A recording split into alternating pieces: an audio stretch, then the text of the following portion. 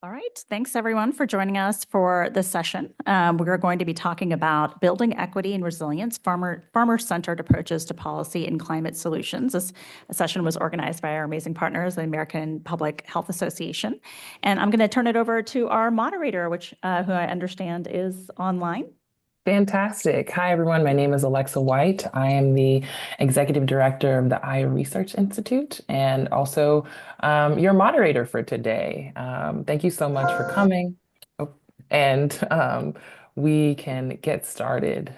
So today we're going to be discussing a lot of the problems that farmers have been facing lately. So farm policy, systemic inequities, how climate change interacts in that process. And by exploring in this session the direct effects of farm policies on farmers, the communities, and these barriers to things such as transportation, market access, and land access, we'll be able to highlight the impacts of health, as well as how the environment interacts with all of that. So first, let's get started with some introductions.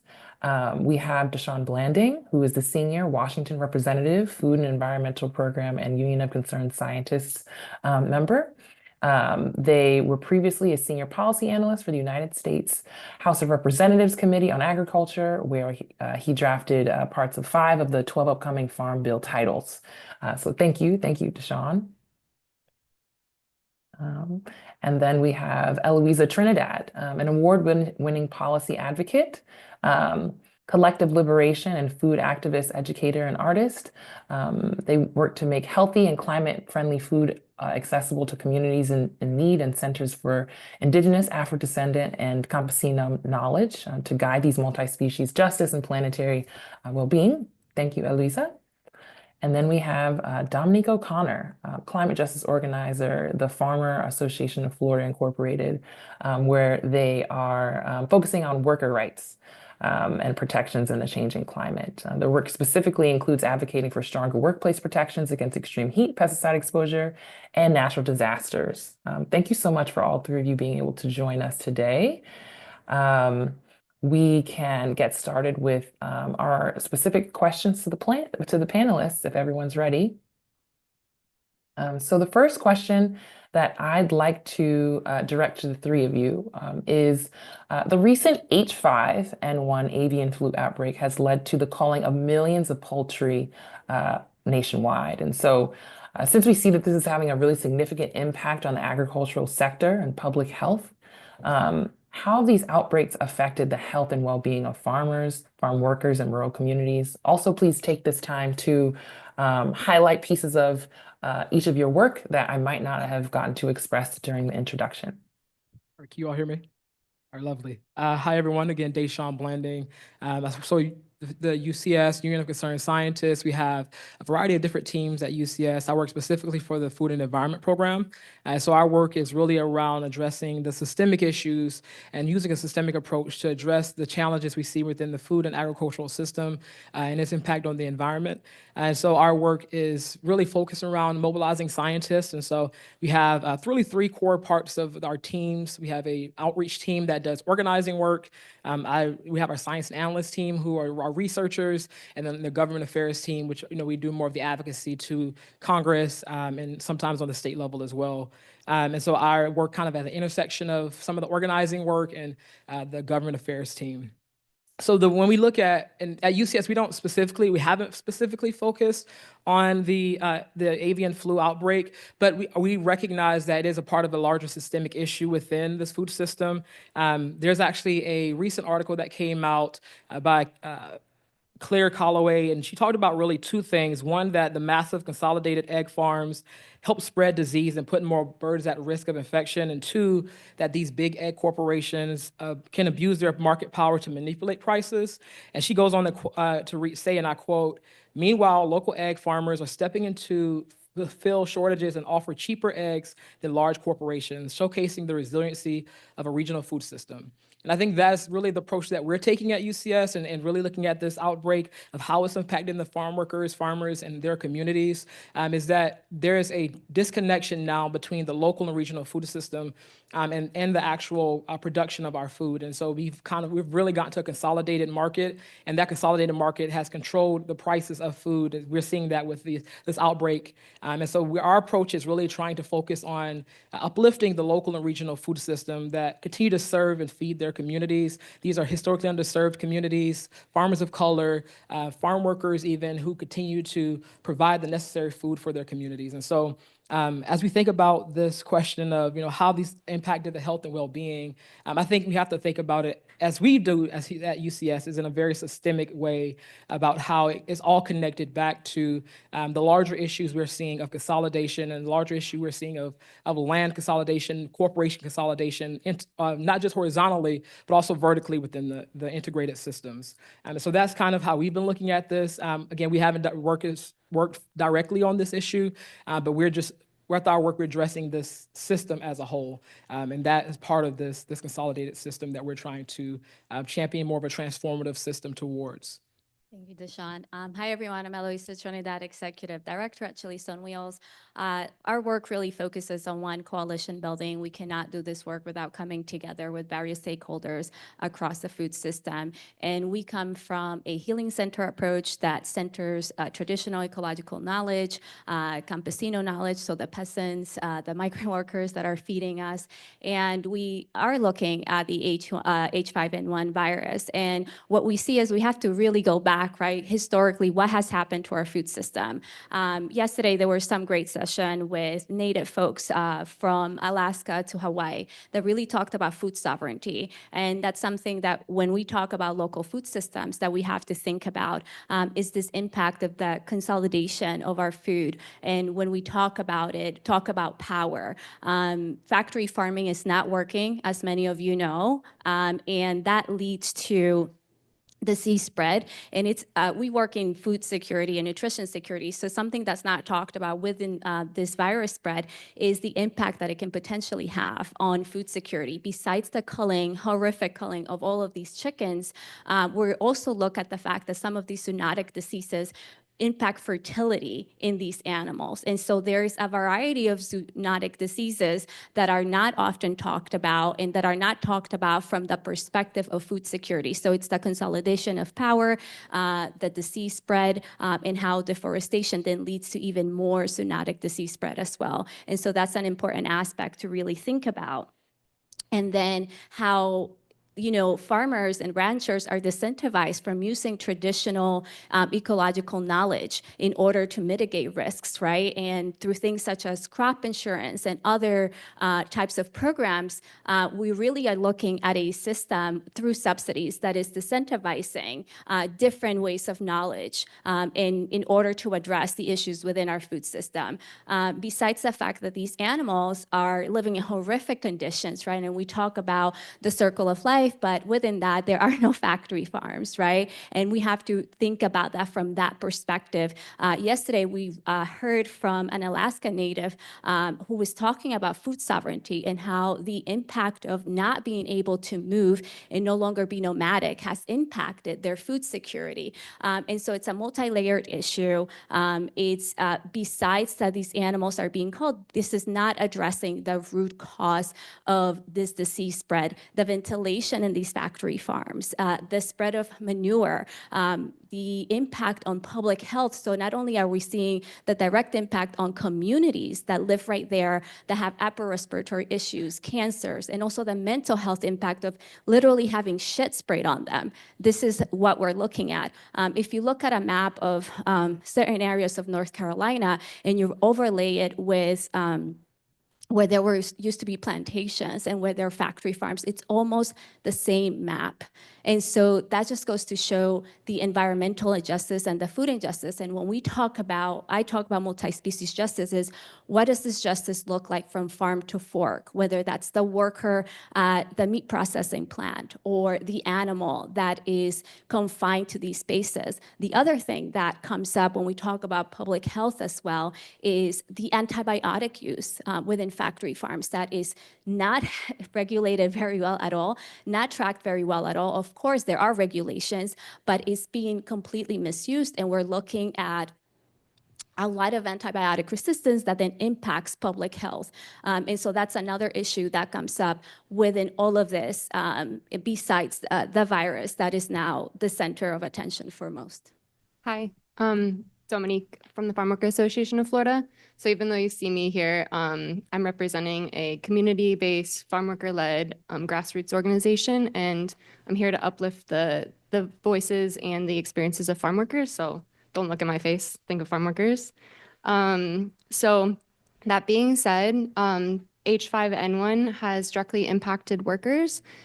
Even though our particular office areas don't directly support poultry workers or dairy workers, our partners do.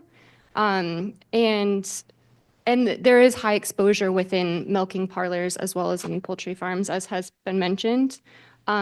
I also wanted to say that it's not well known and it's not well reported, and that has to do with a lot of things, including farmer resistance, lack of testing, and also non-sick pay or low living wages, so people can't take off or go to the doctors. Also, anti-immigration policies create fear, so people don't go to like medical providers when they should. And I don't know if I mentioned, but don't have health insurance as well. So that being said, other factors that contribute to farm worker health with H5N1 is the PPE that workers are having to wear in these like working conditions include goggles, headgear, respirators, coveralls, boots.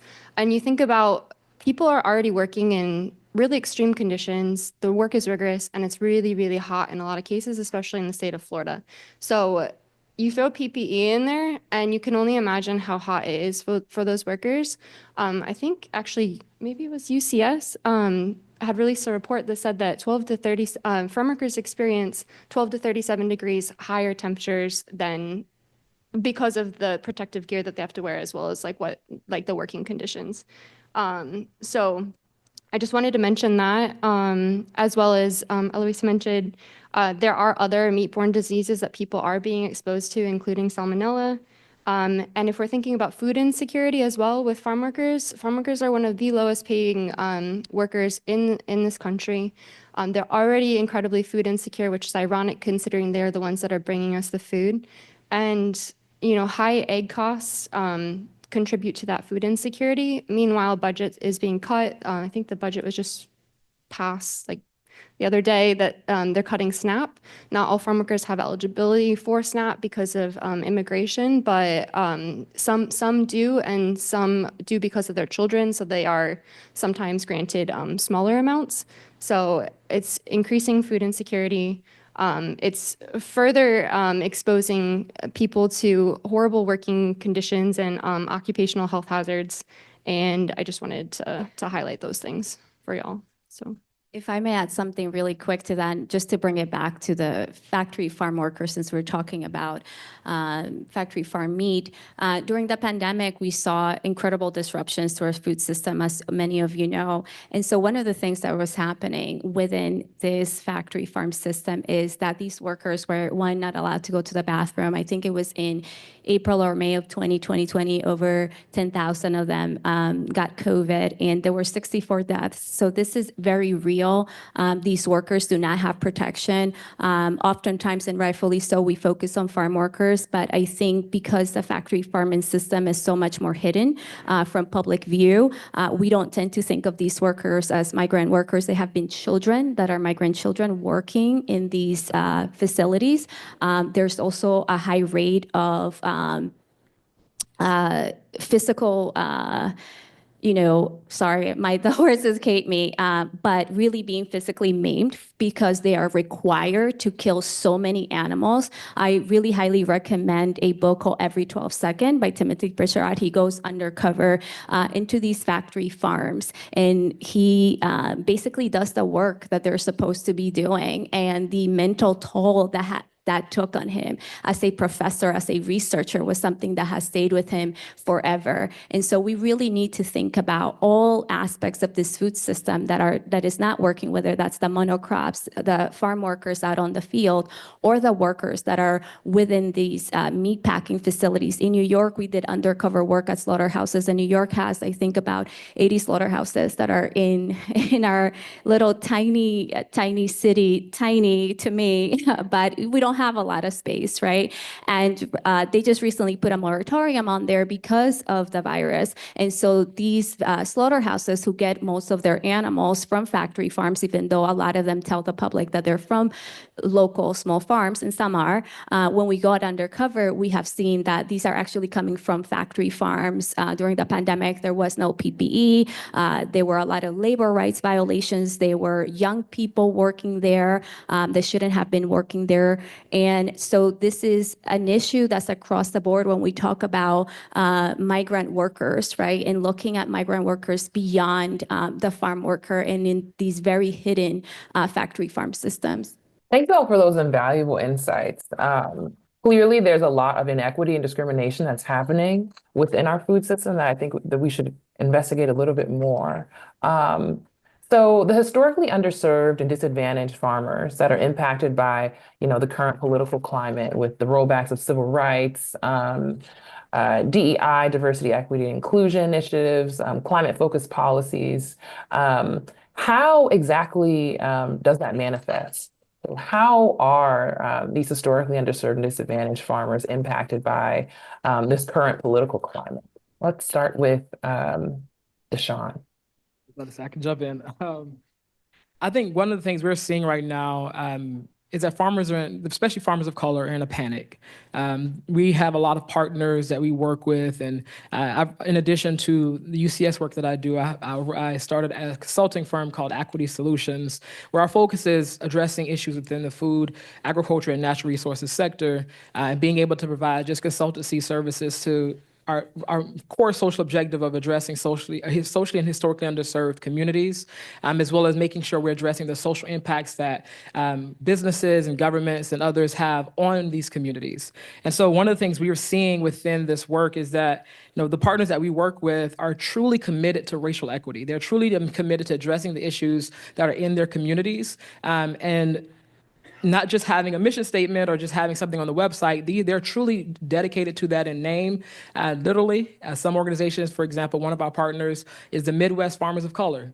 Farmers of Color is in their name, and they can't run from racial equity. And so another, and not just name, but also purpose. Their intention is to address these equity issues that the communities are facing. And so they are feeling the heat of being ostracized, which is not new to these communities. We know that the food system was built off of anti-Black racism. We look at the food system that was created on the backs of slaves, within the Southern agricultural system, the plantation system, and that system has not really changed much. Sure, there are wages that are being paid now, but it's another form of servitude that has caused a lot of harmful impacts on farm workers, on small farmers, and these in their communities that they serve. And so, we look at Black farmers, for example. There were 920,000 Black farmers in 1920. Today, we're at under 45,000 Black farmers. Because of the systemic issues and discrimination and inequities that we see in our system, civil rights legislation and the civil rights policies were created and designed to help address the democratic issues that are supposed to serve all people underneath this Constitution. However, it does not truly address the issues that we see within the agricultural system. Racist localized power that we continue to see, exclusionary policies and procedures, and just the fact that land was mentioned earlier. Land access is another big issue. And so all of these things, as we're seeing this consolidation and concentration within agriculture, is directly having an impact on these farmers of color.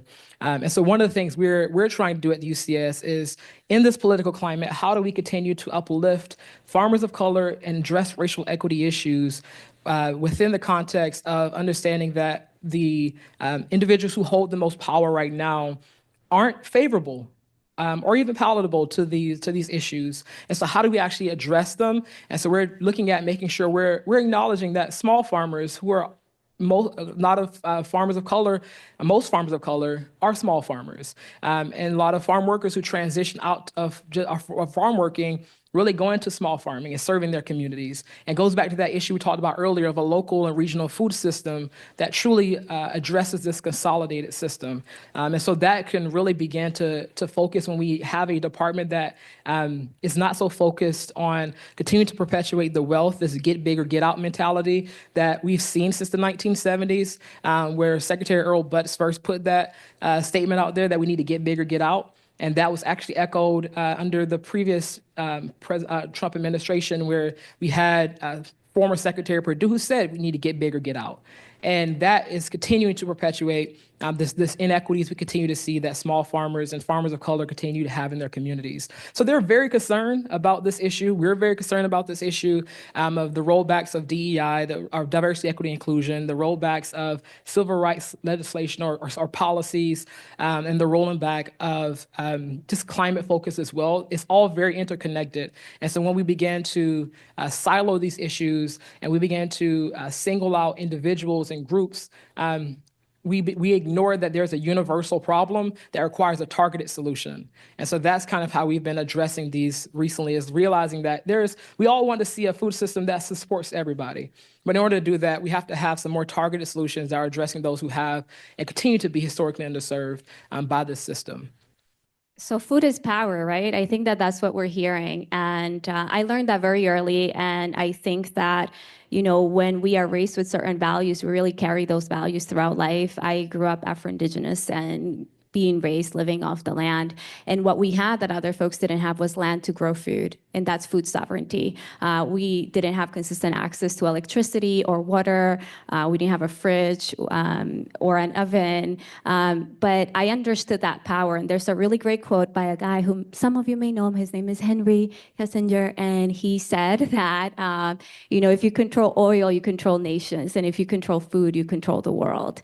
And I don't think there has ever been a quote that is more accurate than that. And what we're seeing now is that continuation of that colonization and that control of information and access to land, to conservation programs, to technical assistance. What we're doing right now at some of our coalitions is we are collecting testimonies from farmers, from the people who are working in farm workers that are working directly on the land.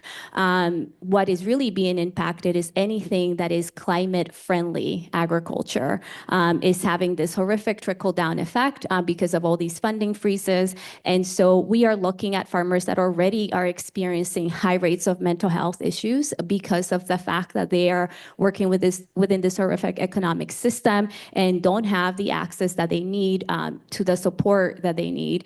And through our Federal Good Food Purchasing Coalition, we really believe that the government should lead the way in what we're talking about as values-aligned agriculture and food systems. So worker well-being, animal welfare, climate-friendly practices. And so we are looking to reintroduce the Effective Food Procurement Act, which is a really long name, but it's enabling farmer, food worker, environmental, and climate targets through innovative values-aligned and equitable procurement. It's a really mouthful. But the government spends about $9 billion procuring food each year. And that $9 billion is for school food, for different institutions, tribal institutions as well. And, we don't know what's going to happen, obviously, within this climate. We are already seeing it. Potentially could get worse, especially seeing the folks that have been appointed to the USDA that don't have much experience. But that's one of the ways that we are really pushing forth, that even if these bills and these policies do not make it in, whether, as a full-on bill or through appropriations, that we can really use it as a mobilizing vehicle, right? Policy is a long-term game, and we don't just stop because this is the administration that we have. It's always been challenging. It's always been tough. And so we really have to think about what are the opportunities for organizing, whether that's through coming together, and many of you are researchers and clinicians and in the medical field, talking talking about One Health and the importance of, animals, people, planet, and how that comes together within our food system and the importance of that, highlighting the impacts of this antibiotic usage in these factory farms, highlighting the impact of not having access to land, right? Nature relatedness heals. When you are connected to the land, you just feel different. I had a student who he had access to a community garden, and this was in a high school. I'm an educator as well. This was in a high school where children who perhaps didn't make it in regular school come to, and he lost access to that community garden, and he went into a depression. And his question to me is like, why are they doing this to us? And so these access to these green spaces, whether we're talking about urban agriculture, rural agriculture, what does it mean to be connected to the land and to heal the land, right? And to move away from these systems that continue to incentivize colonial ways of growing food, of raising animals that continue to impact. And we're seeing this trickle-down effect of all of this when people are trying to do the right thing. Small farmers are trying to do the right thing. They are already doing incredible work, but we have this consolidation of power. Most of our food is coming from, these multinational corporations. And so, the impact of that when you are trying to do good and have always done good by everybody, it also has a mental health issue, right? We're seeing these farmers commit suicide. This is very, very real. And so for all of those you who are clinicians here, this is a way that you can organize around, whether you're in mental health, whether you're talking about, public health, asthma, all of these things. We're talking about pesticides earlier, and there are about 4,000 schools in the United States that are 200 feet from where these pesticides are being sprayed, right? And we talk about farm workers, but then we forget about the children. We forget about the access to food that has to happen at the school level. We recently had a big win within the USDA school foods program and the guidelines for that, where we really push for food access when it comes to indigenous foods, traditional foods as well. And we had a huge win. What does that look like now? It's going to be challenging. But when we create these policies and these bills, the approach needs to be healing-centered and holistic, making sure that we center the folks who historically have been more impacted and to really center that traditional ecological knowledge and agroecological knowledge and understand that food has knowledge, it carries knowledge, whether we're talking about seeds or plants, and really connecting and making sure that our youth, our children, I think yesterday we brought up, Ada from Sunrise Movement brought up the Green New Deal. President Bauman has been incredible. It's unfortunate that he's no longer in Congress, but he was also our sponsor for the Healthy Future Students and Earth Act, which focuses not only on climate-friendly school food, but on those historically marginalized farmers, on organic foods. And yes, do people tell us this is too much, you're dreaming too big? And we're like, yeah, we are, but you're not going to give us all of it anyway. So we're going to tell you everything that we need. And so it's creating tremendous impact, but we're going to keep pushing. We're coming from a solutions-focused approach. We're going to get, those farmers, farm workers in there and their stories, and we're going to keep reintroducing the bills, and we're just going to organize because that's what we have left to do is organize. I think as we're seeing the people that are already marginalized are becoming more and more marginalized. They're becoming more and more vulnerable. And this is all happening, like within a changing climate. So if you're thinking about Florida, which is where I'm from, and where the farm workers that I'm representing live and work, we're having to battle hurricane after hurricane after hurricane, flooding events, tornadoes, all sorts of climate crisis. And within that, if you're not thinking about inclusion when you're preparing a population for a crisis, when you're not thinking about language access, when you're not thinking about all the different vulnerabilities of people, whether they're living in mobile homes, even if they're living more central and not on the coastline, there's a lot of people that are being impacted in ways that are already not being addressed, and it's only going to continue to get worse is what my fear is. If you're thinking about farm workers specifically, there was a story that I had heard this past year of dairy workers that were in North Florida that were working in a milking parlor, and these farm workers, I think, had never lived through a hurricane season. They might have been H-2A workers, I'm not sure. So they're here on work visa.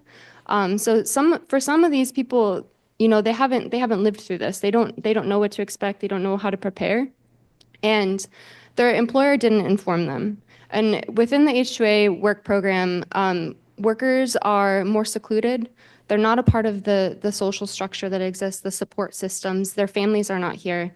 They may or may not have access to televisions or cell service or a phone that actually could give you like that information, even if it was in a language that you could read, or maybe you can't read. So there's all these different like barriers that exist for people to be able to get information to begin with. So these farmers or these farm workers were working in this dairy farm, and they were not informed of an incoming hurricane until all of a sudden the winds were, you know, ripping through their work site. And what basically they were told was that somebody's got to milk the cows, you know? So this is like the conditions that people are working in. These are in some cases, the employers that people are working for. And my fear is with the rollback of these civil rights and the rollback of DEI and inclusion and climate focused policies, we're going to have more and more stories like that, and people are going to become increasingly vulnerable and you know, in danger. So If I could just add one more thing to that, I think I mentioned earlier, I think a lot of the organizations we're working with are in a panic, but in addition, a lot of these farmers are not surprised. They've seen this before. Especially Black farmers in the South. I'm from South Carolina. I actually live in South Carolina. I bounce between here and South Carolina. My granddad was a third-generation farmer. My great-great-grandfather was able to acquire 400 acres of land after being enslaved, which passed down. We still own the land today, but we don't farm it today because in 1993, when my grandfather passed away, before that, he told his kids, do not ever go into farming, because he faced so much discrimination on the local level and couldn't get access to credit, which delayed him being able to plant, being able to participate in the harvest season. And actually, when he got access to credit, it was much less than he needed. And so he wasn't able to successfully be able to farm in the way that he knew he was able to. He was trained 3 generations down. And that story is not new. The government of not supporting, especially people of color, but especially Black farmers in the South. And so I say that because I think when we look at this issue of rollbacks, a lot of these farmers are thinking, this isn't new to us. We've seen this before.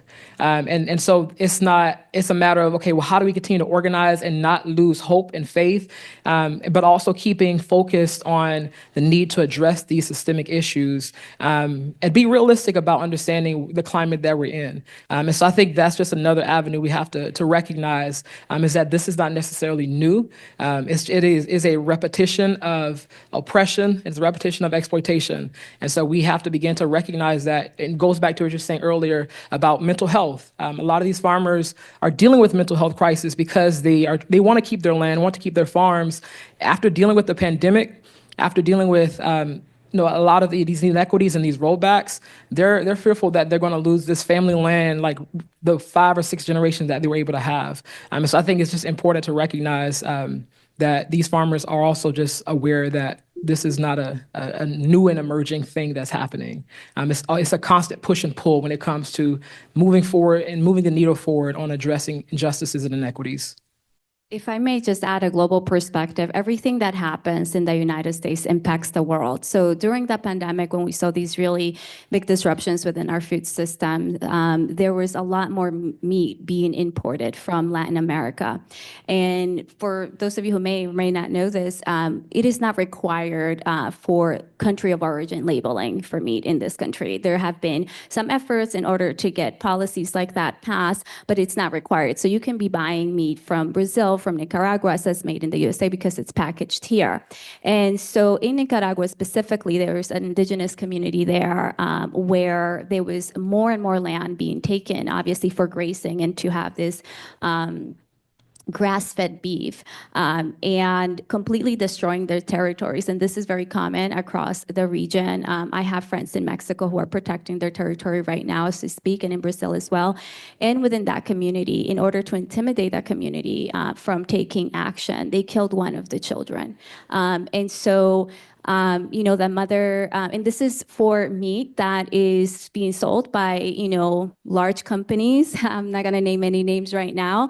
And that we are going to the store really thinking, hey, I'm buying a good product. And so the importance of information and passing policies as well that deal with labeling is absolutely critical, whether that means where the country of origin is, what pesticides have been used, what antibiotics have been used. That's something that we can all advocate for, especially if you're in the public health realm, because it is so critical. And so this is what we're seeing across the region. And so the impact of the United States, right, food systems, and when it fails, right, that direct impact that it has on other communities globally. Thank you all for those comments. It's very obvious that all of you have given very explicit evidence that our food system is broken, whether that be at the national level or the global level. And I wanted to key in for our last question to a point that Eloísa made about being solution oriented in this kind of political climate, specifically in the United States. We've all done hard things, and I want us to really focus on how all of these elements, so inadequate sanitation, dilapidated housing, higher food prices, all of these things that are really symptoms of the industrial food system that we now live in. What strategies and what programs would you say the audience should pay attention to? A call to action, if you will. What solutions would each of you propose the audience pay a lot more attention to in the coming months, years? We want to have a little bit of time for Q&A, so let's start with Dominique. Are you talking about living conditions or? So the question is basically, what is your call to action for this panel? What solutions would you say should the audience really pay attention to within the context of a broken national and global food system? I was thinking about this. I was talking to my coworker before this panel, and sometimes I think living and existing in Florida, it just feels so bleak because we can't do anything at the local level. We can't do anything at the state level, and we can't do anything at the national level. So I don't want to come off really pessimistic. But I think basically, I mean, we need to change the food system, right? So, supporting community-based, food sovereignty projects, getting the land back to the people, coming up and, forcing alternatives to pesticides, changing working conditions, holding employers and corporations accountable so that they, pay people what their work is worth, that like the work is shared, the pay is shared. We have to think about, I'm trying to think, sorry. One of the projects that we do at the Farmworker Association is our food sovereignty project, and it's based on agroecology principles. It's our community garden. So each of our offices has a garden, and that garden is meant to give access to land to the people who are landless, people who have, in a lot of cases, come to this country forced from their lands, and are living in housing where they don't have access to a place where they can grow food that's important to them, that's culturally important, that that they use to like nourish their bodies.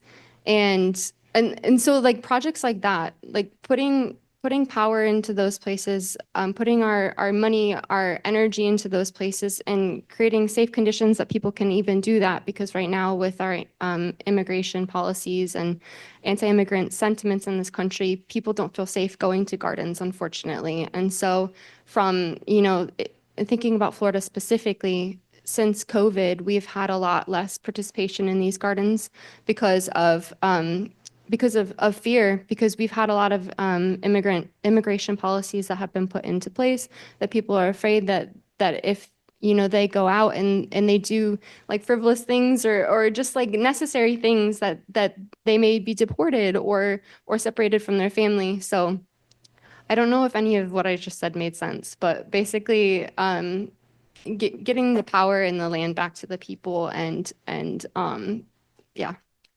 Yes, I think when it comes to this question, I want to build off of what you were just talking about with being landless and community-centered approaches.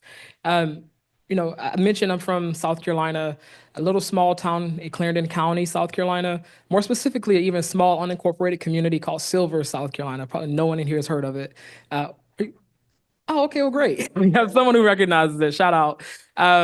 Well, one of the things about Silver community is that it's maybe, and all of these people mostly are my cousins, but like there are about 300 people around probably in this unincorporated town who, like my family, were farm workers in that community. We grew up on other people's farms and sharecropping, which turned into just more sort of farm working. But we see now that the impacts of that once we transition away from some of the systems the plantation system, the sharecropping system. Today, a lot of these in the community that is majority Black, there are 2 to 3 large white farmers that own almost all of the land in that area. We own very little of that land. And so when we talk about landless and community-centered approaches, it's across the board. We have to make sure we're putting power into that community to have determination and sovereignty over how they choose to use their land, how they choose to build their own food systems, because that is a key to food and environmental justice, is ownership and stewardship, but also sovereignty over and the ability to have self-determination and how we want to use our resources. And so at UCS, we had the opportunity to work with partners to stand up something called the Transformational Farm Bill campaign. Our goal is to create a more transformative food system and to be able to use the Farm Bill as a tool and avenue to do that. And there are really 6 main priorities of supporting fairness for small-scale farmers, equity and racial justice, quality and safe food, to fight the climate crisis, worker dignity and protections, and nutritional food access. And as you can see, that's a very broad approach to this issue because we realize it's systemic and you have to address workers. You have to address both farm workers and meat and processing and distribution workers. You have to address farmers, small farmers, medium-sized farmers, even large farmers have to be a part of that conversation. You have to make sure you're addressing the communities themselves who need access to that food. And so when we talk about this as a system, there are really 4 main ways this coalition or this campaign has been working. Is trusted relationship building. When we look at community-centered approaches, trust is a key fundamental part of that. And so one of the things as organizers we all can do together as organizing is making sure we're building trusted relationships with those on the ground and those communities that we're serving or trying to serve. Secondly is grant making. There's a big funding shortage and issue with getting access to funding for these organizations, especially as we see governmental programs that were in this last administration supportive of trying to transform the system. Things like you mentioned procurement earlier, the local food purchasing agreement program, local food procurement purchasing program, agreement program, LFPA. That program was designed to help state-level procurement for small and underserved farmers to be able to get them into a local market. And so programs like that were designed to really help target those who have been left out of market capital and land access. And then another part of that is technical assistance and capacity building, providing the resources to these communities to be able to advocate for themselves. We, as an advocate and have been advocating for the last about 10 to 15 years, one of the things that I've learned is that there's power in value and shared value alignment. And so when you are able to find a common value that we can all align around and shared outcomes, but making sure it's intentionally designed where there is power in having to uplift your own voice and telling your own story. Because advocacy is just storytelling. And so we're all a part of that by actually uplifting our own stories and uplifting the stories of those who have been underserved. And so part of the campaign is providing technical assistance and the capacity building to organizations who are frontline organizations on the ground serving these farmers and communities, farm workers in general, as well as farmers, to be able to get the resources to advocate for themselves and the skills to advocate for themselves. And then lastly is collaboration and community building. I mentioned trust is a key part of this relationship building, and that comes from being in community with each other.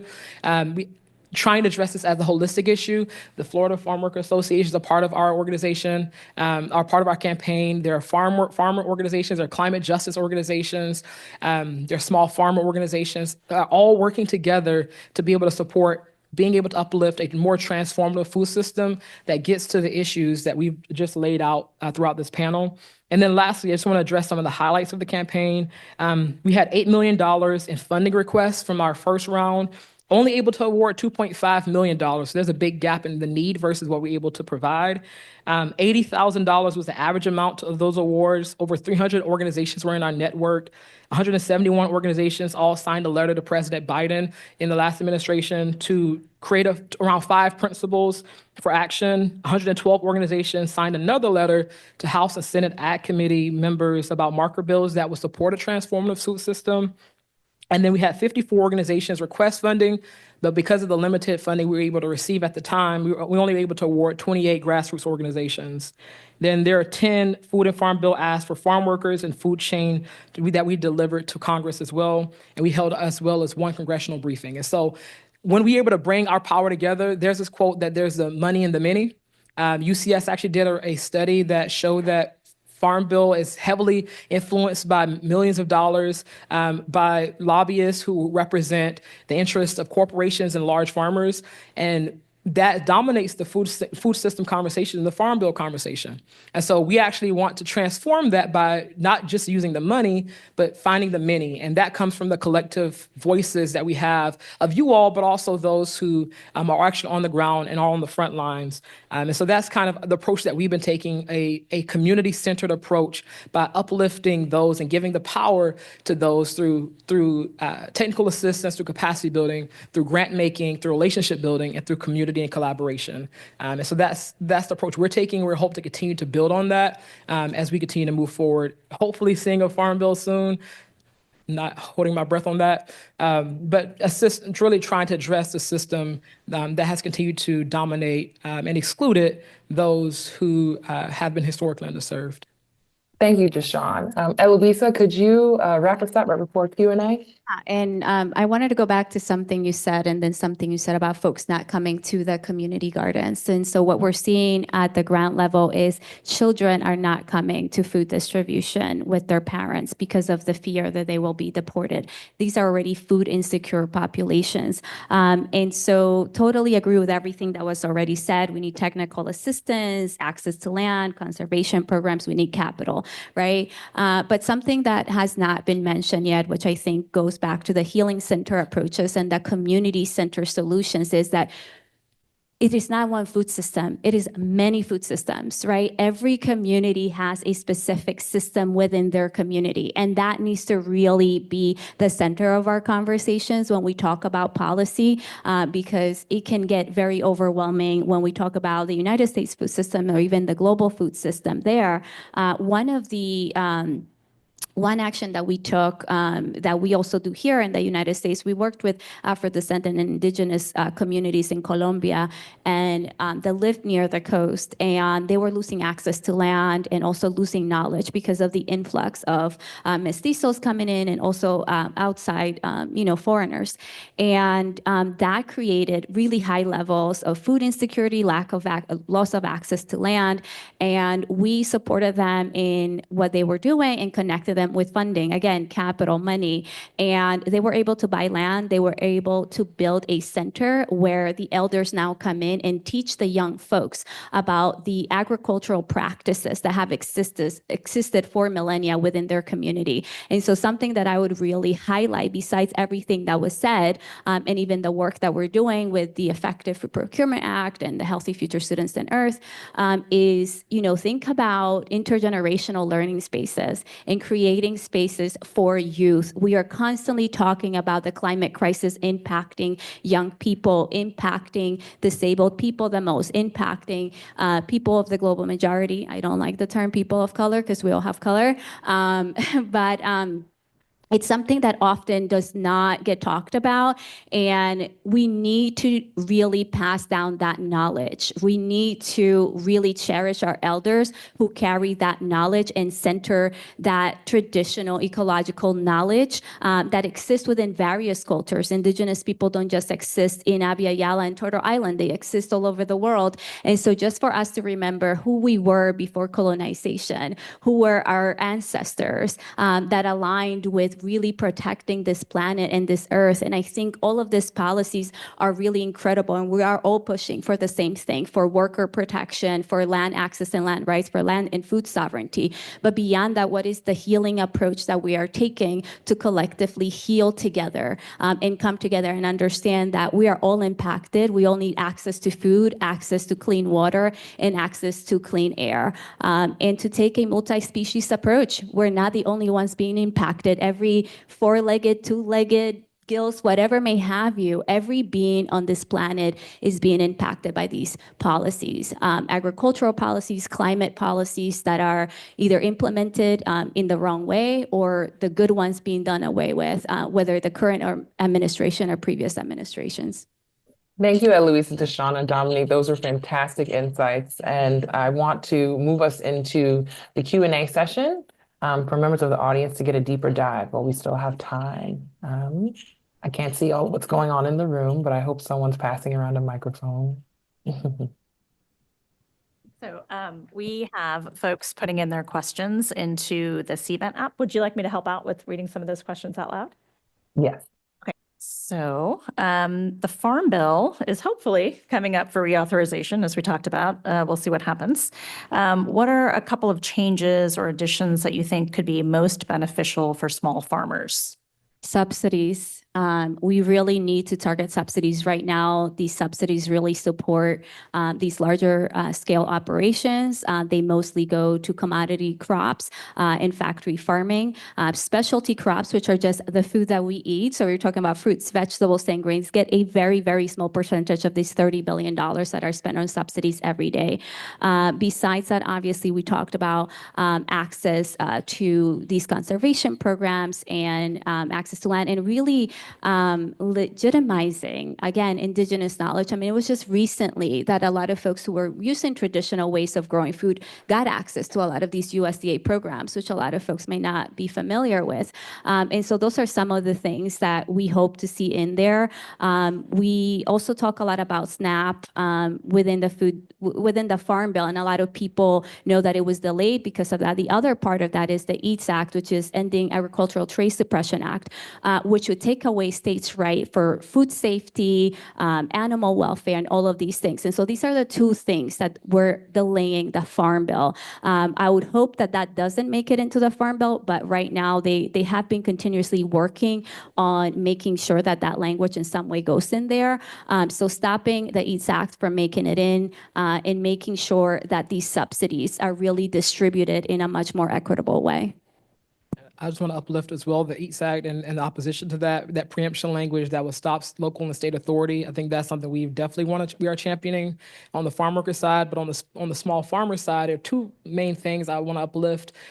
One is local capital, or the land capital and markets access. There was a program that the Biden administration implemented that would increase land capital and market access, but it also gave power to nonprofit organizations who serve frontline workers and communities and farmers to be able to actually determine for themselves how they wanted to implement this program.